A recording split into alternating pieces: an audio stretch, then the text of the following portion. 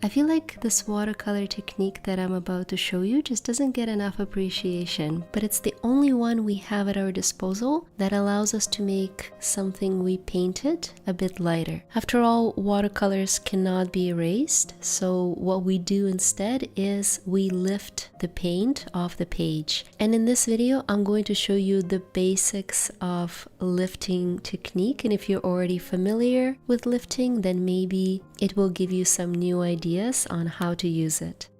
So let's say we have this cute sea animal sitting on a rock, and of course if you paint him with one pigment throughout, it will just look like a color blob without any shape. So maybe let's try and add some variation in tonal values first and see how far we can take it before we use the lifting technique.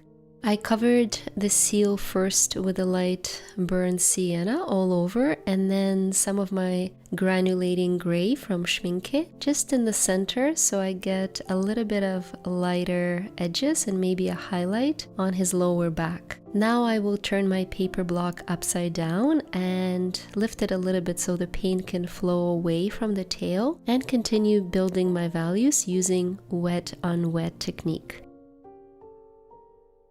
If you look at an actual seal, they sort of look like sausages. That is to say, we have a very obvious variation in light and shadow, depending on where the sun is coming from. And when they bend their necks, there's some very lovely folds that require smaller highlights to get that realistic effect.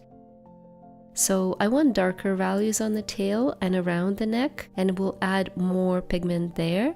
And for the lighter parts, I will add drops of clear water, hoping that this water will push the particles of paint away and create a bit of a highlight there. As always, I'm painting on Arches cold pressed paper using Escoda brushes. I will leave the links to all my watercolor materials in the description below. So this all looks fine, but it's not enough to capture all these variations in light and shadow, especially those lovely folds on top of his back. And this is where lifting technique is indispensable.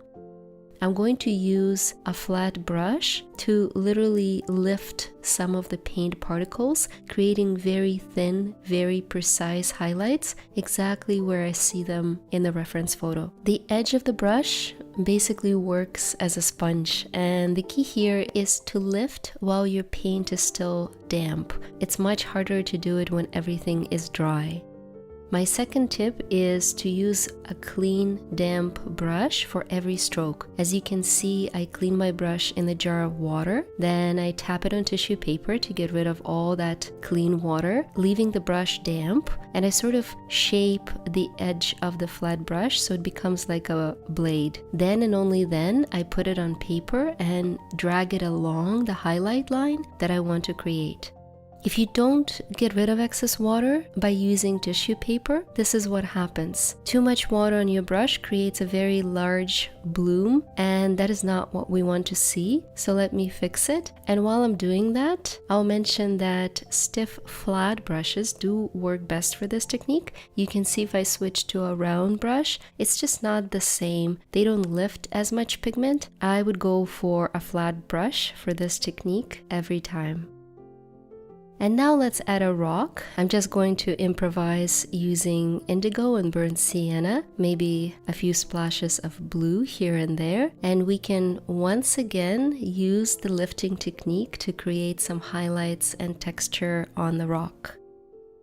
If you're enjoying this little watercolor process demonstration so far, please like the video. It's the best way to show appreciation for my channel. And of course, don't forget to subscribe if you want to see more videos like this.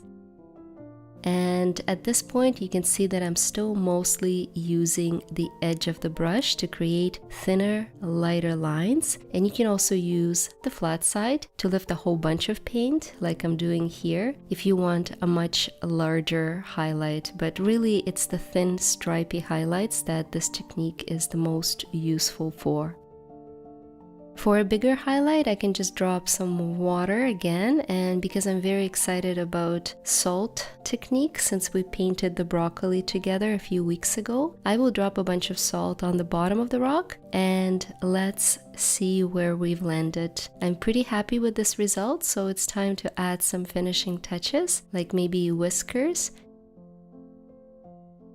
And we're done. If you want to see how I use the same lifting technique to create beautiful subtle highlights on the flower petals and get a few extra tips on glazing technique with watercolor, you can check out this video above, and I will leave you with a bunch of seals bathing in the sun for inspiration and also to do a little survey. I'm curious what colors you would use to paint these animals. In addition to brown, I see lots of blue and maybe even violet, so let me know in comments below which pigments you would reach for if you were to paint a bunch of seals. Thank you for watching and painting with me. I will see you next week.